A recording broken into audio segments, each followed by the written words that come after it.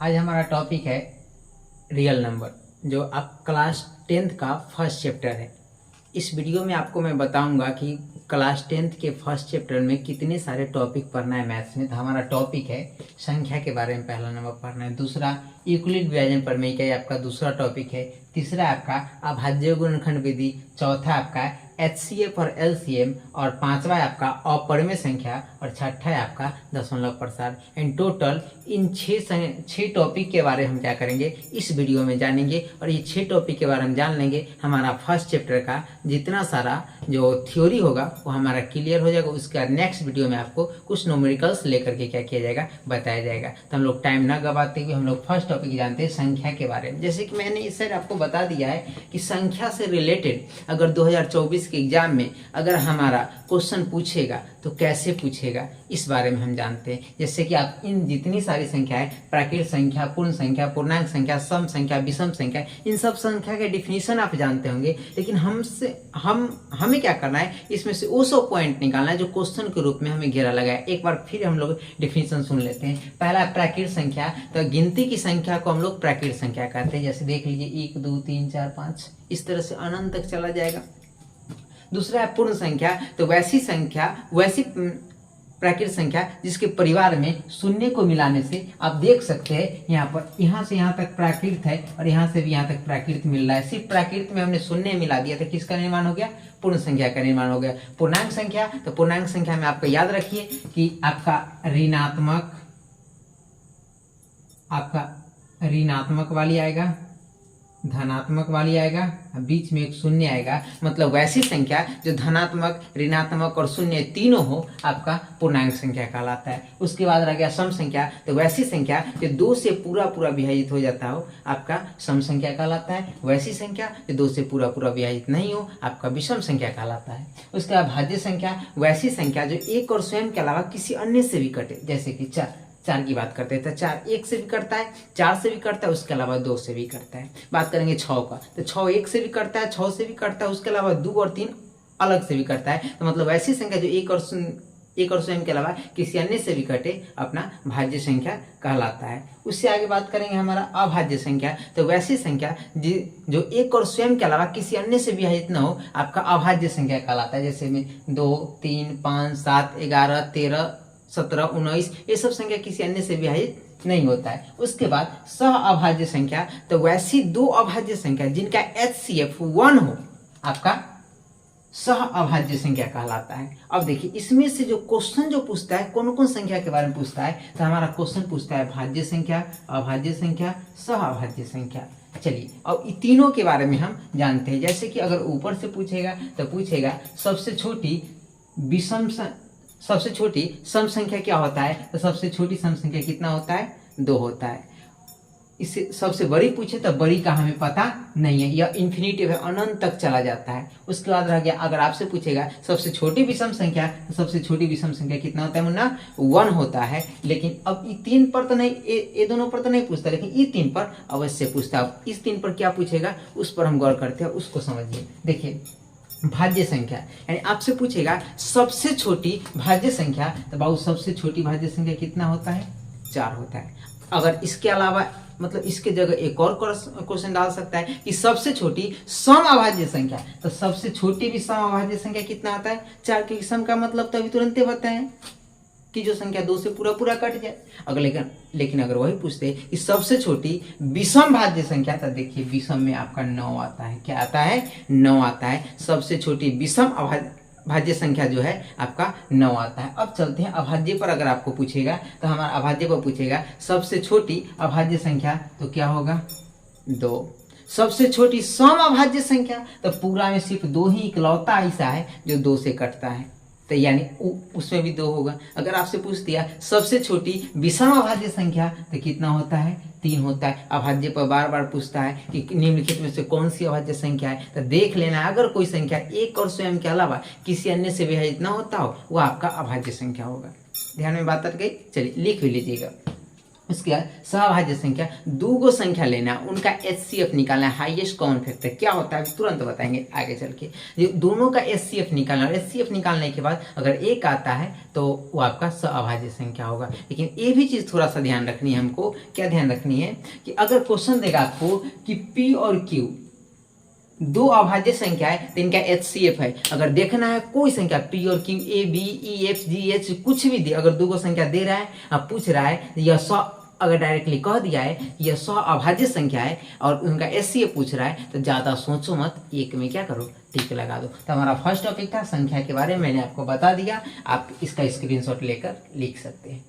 अब हमारा next topic है यूक्लिड व्यंजन प्रमेय का। अब उसके बारे में जानते हैं। देखिए यूक्लिड ने क्या कहा था कि यदि कोई संख्या a में दूसरी संख्या b से भाग दिया जाए तो भागफल q और शेषफल r प्राप्त होता है। यूक्लिड व्यंजन प्रमेय क्या कहलाता है? इसके अन्य नाम भी है यूक्लिड व्यंजन प्रमेय का, यूक्लिड व्यंजन एल्गोरिथम, भाग लेमा विधि, कलन विधि, सब इसी का नाम है। चलिए, तो यूक्लिड ने क्या कहा था, यदि किसी संख्या a में दूसरी संख्या b से भाग देने पर भागफल q तथा शेषफल r प्राप्त होता है, यूक्लिड व्यंजन प्रमेय क्या कहलाता है। अब देखिए इसने क्या कहा, किसी संख्या a में क्या किया जाता है, b से भाग दिया जाता है। तो आप जानते हैं जिसमें भाग दिया जाता है उसको भाज्य बोलते हैं। यानी हमारे पास भाज्य बराबर कितना है, a है। अब भाग किससे दिया जाता है बाबू, b से, तो उसको हम लोग भाजक बोलते हैं। क्या बोलते हैं, भाजक बोलते हैं। भागफल कितना आता है q और शेषफल कितना होता है r। तो देखिए डेफिनेशन जो है ना बचपन में हम लोग पढ़ चुके थे, लेकिन उस समय नहीं पता था कि यूक्लिड नहीं कहा था। देखिए कैसे बचपन का एक चीज हम लिखेंगे कि बी नो डैट, आप जानते होंगे इसका मतलब होता है, हम जानते हैं कि भाज्य बराबर भाजक गुना भागफल प्लस शेषफल। बचपन में इस चीज को पढ़े होंगे कि भाज्य बराबर भाजक गुना भागफल प्लस शेषफल। अब सब का हम यहाँ पर मान पुट कर देंगे। तो ध्यान दीजिए यहाँ पर हमारा भाज्य का मान कितना है बाबू, ध्यान दो, भाज्य बराबर a है, तो a का a बराबर भाजक की जगह b गुना q प्लस r। यानी यूक्लिड ने कहा था कि a बराबर bq प्लस r, जहां 0 से बड़ा या बराबर r, छोटा या बराबर b से। ये डिफिनीशन जो है मुन्ना, या ये सब चीज किसी बुक से नहीं लिया गया है, ये मेरा खुद का है। कोई भी टीचर आपको अभाज्य यूक्लिड एल्गोरिथम का अगर डिफिनीशन पूछिए तो बुक वाले ही आपको क्या करेंगे, दे देंगे। हम लोग को थोड़ा हट के चलना है क्योंकि हम लोग को 90% नंबर लाना है मैथ्स में।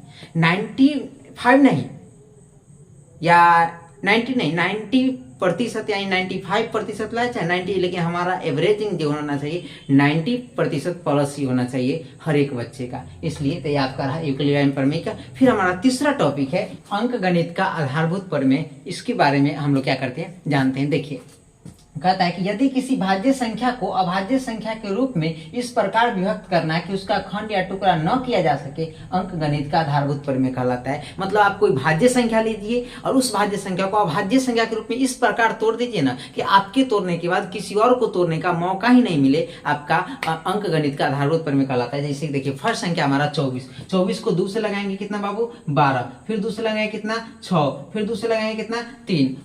अब आगे क्या करेंगे, अगर हम 3 से लगाएंगे 1 तो ये गलत हो जाएगा, क्योंकि याद रखिएगा एक न तो भाज्य संख्या है न ही अभाज्य संख्या। कहने का मतलब न तो कन्या के घर के न ही दूल्हा के घर के। समझ में आ गया कि एक न तो भाज्य है न ही अभाज्य है। जब अभाज्य है ही नहीं तो अंक इस भाज्य और अभाज्य के परिवार में इसको रख ही नहीं सकते, इसलिए ऐसा करना क्या हो जाएगा, गलत हो जाएगा। फिर दूसरी संख्या देखिए 36, 2 से लगाएंगे कितना 18, 2 से लगाएंगे कितना 9, 3 से लगाएंगे कितना 3। इससे आगे नहीं टूटेगा, इसके बाद कोई तोड़ भी नहीं सकता है। यही चीज अंक गणित का आधारभूत प्रमेय हमसे क्या करता है, कहता है। नेक्स्ट टॉपिक है हाई HCF एंड LCM। तो HCF और LCM के बारे में हम लोग सिर्फ समझ लेते हैं। इसका मतलब होता है हाईएस्ट कॉमन फैक्टर। लिखना होगा, लिख लीजिएगा, हाईएस्ट कॉमन फैक्टर मतलब महत्तम समापवर्तक। इसको अब देखिए हाईएस्ट कॉमन फैक्टर क्या होता है। तो देखिए किसी संख्या का अगर HCF निकालेंगे, अगर इन दोनों का अगर हम HCF निकालते हैं तो देखिए दोनों में मिलता क्या क्या है, 1 2 3 गो 2 इसमें 1 2 2 गो 2। तो जो मिलता है वो लिख दीजिए। तो 2 गो 2 इसमें भी, 2 गो 2 इसमें भी, मतलब 2 गो 2 मिलता है तो 2 गुना 2। अब 1 गो 3 इसमें भी, इसमें तो 2 गो है लेकिन 1 गो दोनों का मिलता है तो 1 गो 3। एंड इसका HCF कितना हो गया बाबू, 12। अब आपका आ गया एलसीएम की बारी। तो एलसीएम का मतलब होता है लोवेस्ट कॉमन मल्टीपल, मतलब लघुत्तम समापवर्त्य। अब यहाँ पर कहता है एलसीएम निकालने के लिए ज्यादा प्रेशर नहीं है, ज्यादा टेंशन नहीं है, सबसे आसान एलसीएम है, एचसीएफ से भी आसान आपका एलसीएम है। कैसे करना है कि देखिए कौन कौन संख्या है इसमें, लिखल कौन कौन संख्या है, 2 है, 3 है, इसके अलावा कोई है नहीं। देखो सबसे ज्यादा 2 इसमें कि उसमें, इसमें देखो 2 ये को है 2, लेकिन इसमें क्या है 1 2 3, तो जिसमें सबसे ज्यादा है ना वो लिख दो, तो 3 को हम लिख देंगे। उसका 3 सबसे ज्यादा किसमें, इसमें कि उसमें, तो इसमें 1 गो, इसमें 2 गो, तो 2 को 3 लिखा जाएगा। अब देखिए 2 दूना 4, 4 दूना 8, 8 3 24, 24 दिया कितना गया 72। अब डिफिनीशन सुनिए एचसीएफ और एलसीएम का। एचसीएफ कौन है बाबू, 12, क्या 12 24 को 12 से 24 कट जाता है क्या, आसानी से 2 मरतबे। अब 12 से 36 कट जाता है क्या, आसानी से 3 मरतबे। तो अब देखिए डिफिनीशन क्या कहते हैं कि 2 या 2 से अधिक वह बड़ी से बड़ी संख्या जो दी हुई संख्या को पूर्ण रूपेण विभाजित कर दे, एचसीएफ कहलाता है। अब एलसीएम की बात करते हैं, तो देखिए ये काटता नहीं बल्कि खुद कट जाता है। 72 भी कट जाता है 24 से 3 मरतबे, और 36 से क्या मरतबे 2 मरतबे 72 कट जाता है। यानी 2 या 2 से अधिक वह छोटी से छोटी संख्या जो दी हुई संख्या से पूर्ण विभाजित हो, मतलब दी हुई संख्या से पूरा पूरा कट जाए, एलसीएम कहलाता है। अब हमारा नेक्स्ट टॉपिक है अपरिमेय संख्या। तो अपरिमेय संख्या के बारे में आप जानते हैं, वैसी संख्या जिसका पूर्ण वर्गमूल संभव नहीं हो, जैसे कि देख लीजिए आपका 2 3 4 5 6 7 8 9, सब पर क्या करते हैं, एक गो रूट चढ़ाते हैं। क्या करते हैं बाबू, सब पर एक गो रूट चढ़ाते हैं। रूट चढ़ाने के बाद हम क्या करते हैं, सबको बारी बारी से निकालते हैं। देखिए 2 निकलेगा नहीं निकलेगा, 3 निकलेगा नहीं निकलेगा, 4 निकलेगा निकल जाएगा कितना 2। अब 5 निकलेगा नहीं निकलेगा, 6 निकलेगा नहीं निकलेगा, 7 भी नहीं निकलेगा, 8 निकल के आएगा 2 रूट 2, लेकिन रूटे में बच जाएगा 9 का कितना 3। जो निकल गया वो आपका परिमेय है, जो निकल गया वो क्या है परिमेय है, जो नहीं निकला वो आपका अपरिमेय है। यानी कह सकते हैं वैसी संख्या क्या इसका पूर्ण वर्गमूल संभव हुआ, इसका पूर्ण वर्गमूल संभव हुआ। यानी वैसी संख्या जिसका पूर्ण वर्गमूल संभव नहीं है आपका अपरिमेय संख्या कहलाता है। अब आपको कहेगा, हम जानते हैं कि रूट 2 अपरिमेय, रूट 3 अपरिमेय, रूट 5 अपरिमेय, लेकिन आपको विरोधाभास साबित करना पड़ेगा कि अपरिमेय है तो कैसे है। यही चीज इस टॉपिक में पढ़ना है। जैसे कि मार्कर है, तो मार्कर है कैसे, हमको साबित करना पड़ेगा। तो इसको साबित करने के लिए हम इसको मान लेते हैं कलम, ठीक है। और अगर यह कलम साबित हो गया तो मार्कर नहीं है, अगर कलम साबित नहीं हुआ तो रियलिटी में मार्कर है। ठीक वही बात है, इसको अपरिमेय कहता है। हम जानते भी अपरिमेय, लेकिन इसको तनका देर मान लेंगे परिमेय। अगर परिमेय साबित नहीं हुआ तो निश्चित ये क्या है अपरिमेय। तो यही चीज पढ़ना है कि इसमें उसके बाद आपका आ गया दशमलव प्रसार। तो हम लोग लास्ट टॉपिक देखेंगे दशमलव प्रसार के बारे में। तो आपको पता होगा मुन्ना कि संख्या जो होता है, गौर से देखना है यहाँ पर, अभी का भी मैं क्लियर कर दूंगा। संख्या जो होता है आपका कितने प्रकार का होता है, 2 प्रकार का। कितने प्रकार का होता है, 2 प्रकार का। एगो परिमेय और दूसरा क्या होता है बाबू अपरिमेय। संख्या कितने प्रकार का, 2 प्रकार का, एगो परिमेय और एगो अपरिमेय। ऐसे हम सिर्फ दशमलव प्रसार के रूप में तोड़ रहे हैं। तो ऐसे चलेंगे तो संख्या 2 प्रकार की, आपका वास्तविक काल्पनिक। वास्तविक संख्या 2 प्रकार की, उस तरह से तोड़ेंगे। लेकिन ऐसे हम जानते हैं सिर्फ संख्या 2 प्रकार के, परिमेय दूसरा अपरिमेय। परिमेय संख्या का दशमलव प्रसार जो होता है बाबू 2 तरह का होता है। कितने तरह का होता है, 2 तरह का होता है। एक होता है शांत और दूसरा होता है अशांत। शांत जो होगा वो अवसानी होगा। कैसा होगा, अवसानी होगा। लेकिन जो अशांत होगा वो अनवसानी होगा। कैसा होगा, अनवसानी होगा। अब अपरिमेय संख्या का दशमलव प्रसार डायरेक्टली होता है अशांत अनावर्ती का। किसका होता है, अशांत अनावर्ती का। यानी समझ जाइए, ये अशांत में हो गया अनवसानी और ये अशांत में हो गया अनावर्ती। अनावर्ती मतलब उसमें कोई लिमिटेशन नहीं रहेगा कि एक के बाद एगो जीरो आएगा, कि एक के बाद 2 गो जीरो आएगा, कि एक के बाद 3 गो जीरो। लेकिन इसमें लिमिटेशन रहेगा कि 3 बढ़ा है तो सिर्फ 3 बढ़ते जाएगा, 3 5 बढ़ा है तो सिर्फ 3 5 बढ़ते जाएगा। लेकिन इसमें लिमिटेशन नहीं। अब समझिए आखिरकार कौन कौन संख्या शांत होगा, इसके बारे में जानते हैं। कौन कौन संख्या अशांत होगा और कौन कौन संख्या अशांत अनावर्ती का होगा। तो इसे जानने के लिए हम लोग क्या करेंगे, आगे की वीडियो देखेंगे। देखिए लगातार, जैसे कि अगर कोई संख्या परिमेय संख्या, किसकी बात चल रही है, परिमेय संख्या, अगर पी वाई क्यू के रूप में, अगर कोई परिमेय संख्या पी वाई क्यू के रूप में है, तो नीचे वाला जो है, किसके नीचे वाला, हाँ क्योंकि पी के नीचे वाला जिसको हम लोग हर बोलते हैं, हर का जो अभाज्य गुणनफल होना चाहिए ना, अगर सिर्फ 2 है तो शांत है। अगर बटा में सिर्फ 2 है, किसी संख्या के बटा में अगर 2 आए तो शांत है, 5 आए तो भी शांत है। अगर 2 5 दोनों व्यक्ति आए, 2 और 5 दोनों के दोनों व्यक्ति आएगा तो यह आपका फिर भी क्या होगा, शांत होगा। लेकिन आगे देखिए, अगर 2 आया है, 2 के साथ 3 आया है, तो आप तो जानवे करते एक के साथ एक फ्री मिलता है तो वस्तु खराब निकलती है, याद रखिएगा। हाँ, फ्री नहीं लीजिएगा। जैसे 2 के साथ 3 फ्री में आया, क्या निकल गया, अशांत निकल गया। 5 के साथ 3 फ्री में आया, क्या निकल गया, अशांत निकल गया। अगर 2 और 5 दोनों व्यक्ति अपने हैं और एक और फ्री में मिल गया तो समझ जाओ फिर भी अशांत निकल जाएगा। इसका तो नाम है मतलब, जैसे देखो 0.01 011 0111 0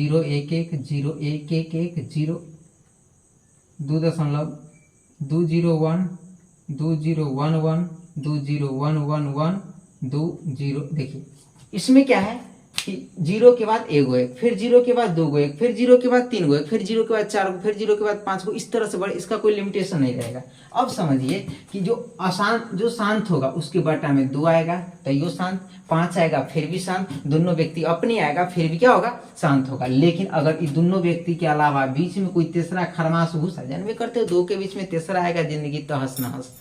यानी 2 के अलावा 2 के बाद 3 आया, अशांत। अब आखिरकार इसका कहने का क्या मतलब है, तो देखिए पहला 5/2 बटा में कितना है बाबू, 2, तो निश्चित ही क्या होगा, शांत होगा। गौर से समझिएगा, बटा में 2 है, शांत होगा। 5 नहीं, 5/2 नहीं, 7/2। चलिए दूसरा 7/5 बटा में कितना है, 5 है, शांत होगा। तीसरा 7/10 10 मतलब 2 गुना 5, दोनों व्यक्ति अपने हैं। अब जब दोनों व्यक्ति अपने हैं तो ये भी क्या हो जाएगा, शांत। अब तुम कहोगे सर जी ये क्या, तो बताइए, हम तो शांत मतलब समझ गए यही शांत होगा, लेकिन शांत कहने का मतलब क्या है, तो चलो ध्यान दो। मतलब अगर हम 7 में 2 से भाग देंगे तो ध्यान दो, 3 मरतबे 6, 1 दशमलव दिए 10, 5 मरतबे 10, मतलब ये पूरा कट जाएगा। ध्यान से रख लो, शांत जो होगा जिसके बटा में 2 आएगा, 5 आएगा, 2 5 दोनों आएगा, वो पूरा कट जाएगा। लेकिन अगर 2 5 के अलावा कोई अन्य आएगा तो कभी नहीं पूरा कटेगा। समझ में आ रही है? चलिए देखिए, अब जैसे कि यहाँ पर इसका पहला लेते हैं 7/6, क्या है बाबू, 6 को तोड़ेंगे तो 2 गुना 3, 2 के अलावा क्या आ रहा है, 3 भी आ रहा है, तो ये आपका अशांत हो जाएगा। फिर देखिए दूसरा 7 कितना ले ले, 15। अब ध्यान दीजिए, जब 7/15 लेंगे तब 5 3 15, मतलब 3 और 5 दोनों है। जब 3 5 दोनों है तो ये क्या हो जाएगा, 5 तो है लेकिन उसके अलावा 3 आ गया तो भी अशांत। तीसरा 7/30, यानी मतलब 2 और 5 दोनों है, उसके अलावा 3 भी है, कहने का मतलब अशांत। और ऐसा संख्या जो होगा कभी नहीं कटेगा, तुम काट करके देख लो। जस्ट लाइक देखो, हम क्या करते हैं, 7 में 6 से भाग देते हैं, 1 मरतबे 6, 1 दशमलव दिए 10, 1 मरतबे 6, 4 40, 6 मरतबे 36, 4 40, 6 मरतबे 36, 4 40, 6 मरतबे 36। देखो ये कभी कट रहा है, ये कभी नहीं कटेगा। यानी दिमाग में अट गया, जो शांत होगा जिसके बटा में 2 होगा, 5 होगा या फिर 10 होगा, यानी 2 गुना 5 दोनों व्यक्ति होगा, तो समझ जाओ संख्या पूरा कट जाएगा। वैसी संख्या शांत होगा। और इस तरह का क्वेश्चन 1 या 2 क्वेश्चन क्या करता है, हर साल पूछता है। और इस बार भी पूछेगा 90%, 90 क्या 100 में 100 लिख लो ना, कि इस बार भी यह टॉपिक क्या करेगा, पूछेगा। मैथ्स का रियल नंबर का जितना सारा टॉपिक था सब आपको मैंने आज क्लियर कर दिया। अब आपको क्या करेंगे, नेक्स्ट वीडियो जो आएगी उस वीडियो में आपको इस टोटल चैप्टर से जो क्वेश्चन पूछता है उसका 1-2 क्वेश्चन आएगा, फिर वैसा आएगी, फिर वो बता करके कुछ क्वेश्चन दे दिया जाएगा जो आप बना करके क्वेश्चन वाइज आंसर जो क्या करेंगे कमेंट्स में डाल देंगे। वीडियो कैसा लगा, अगर वीडियो अच्छा लगा हो तो लाइक सब्सक्राइब और शेयर करें, और उसका अपने दोस्तों तक जहां से जहां तक हो सके सभी के पास पहुंचाएं।